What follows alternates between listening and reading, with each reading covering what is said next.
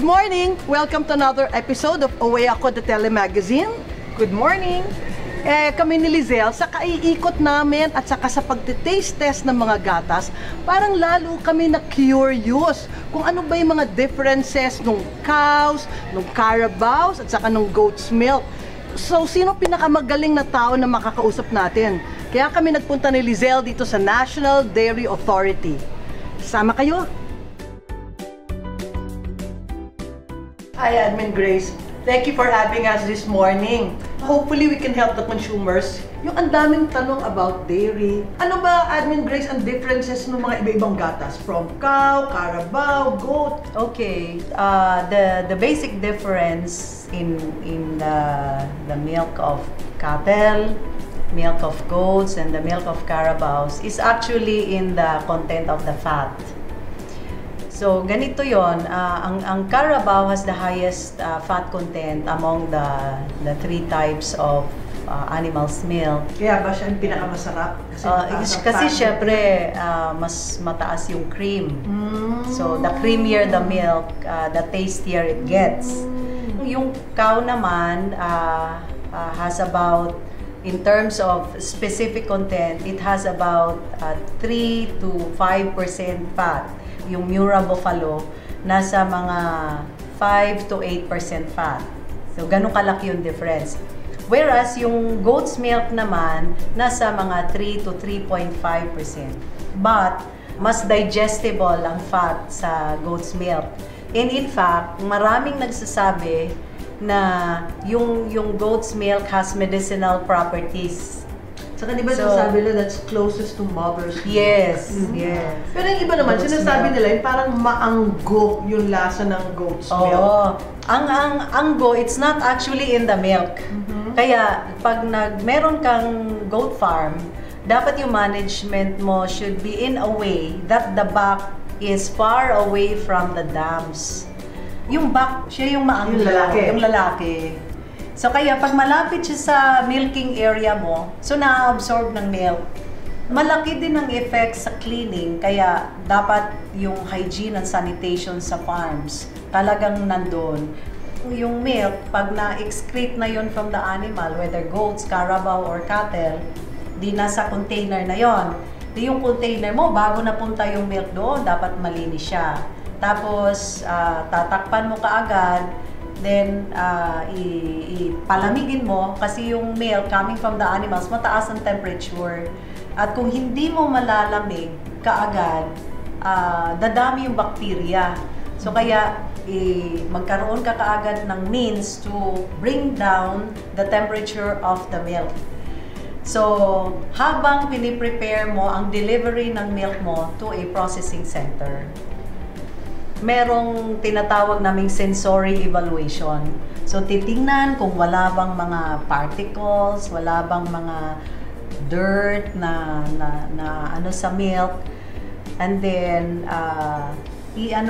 i-smell kung wala bang ibang amoy.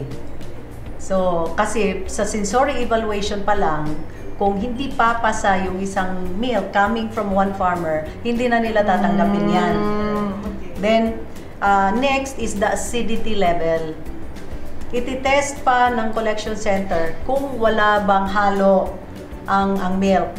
But before the farmer delivers his milk to the collection center, dapat marunong na rin ang mga farmers to check kung hindi ba siya gumamit ng antibiotics. Kasi he is not allowed to milk that cow or bring the milk to the collection center.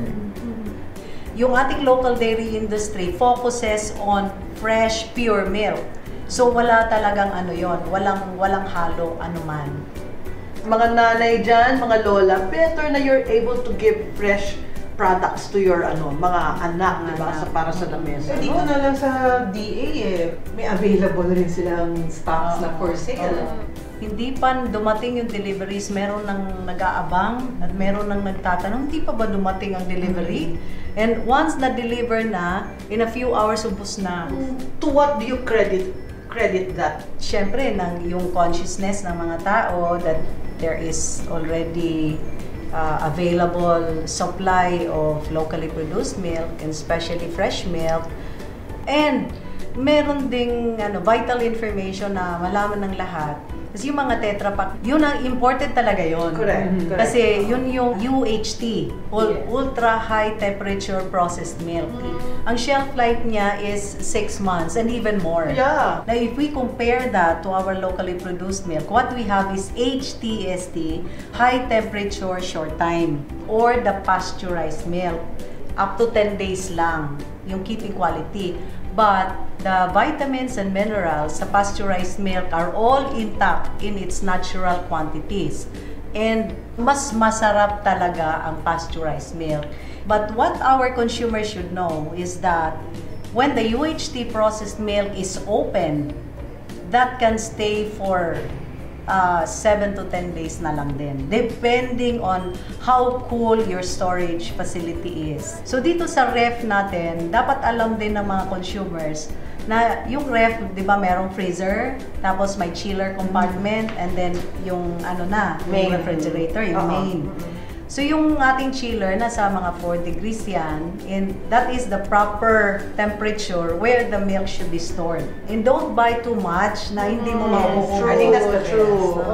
Para masaya naman ang mga consumers at hindi maging hindrance sa pagbili ng locally produced milk yung shelf life niya.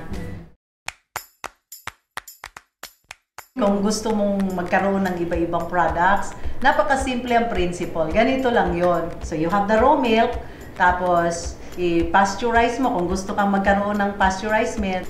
Gamitin mo yung double boiler. So you have a bigger caldero wherein you put the water and the smaller pan na ilagay mo yung milk. And then slow fire lang. Tapos i-stir mo lang, Pag meron na siyang parang maliit na mga bula-bula, mag-ano ka lang ng 15 seconds and that's it. You have completed your pasteurization. That's enough. That's enough. Tapos lalagyan mo ng concoction of the flavoring, then you will have your flavored milk. But just in case you don't want to do that and you want to have evaporated milk, so all you have to do is to just continue cooking until a certain percentage of moisture is gone, then you have your evaporated milk. And if you continue cooking that evaporated milk, then magiging mas condensed na siya, then you have your condensed milk.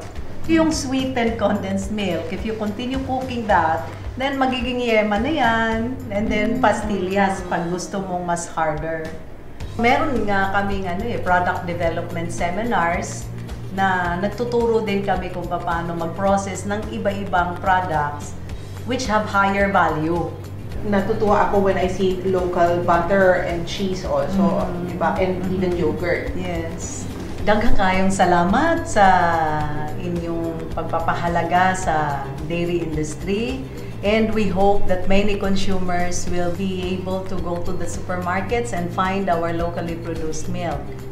For every liter of milk that you buy from the supermarkets, you have the farmers out there in the rural areas that have been supported in their livelihood, in their income, and thereby contributing to rural economic development. Parang health for everyone and wealth for the country. Wow! I like that.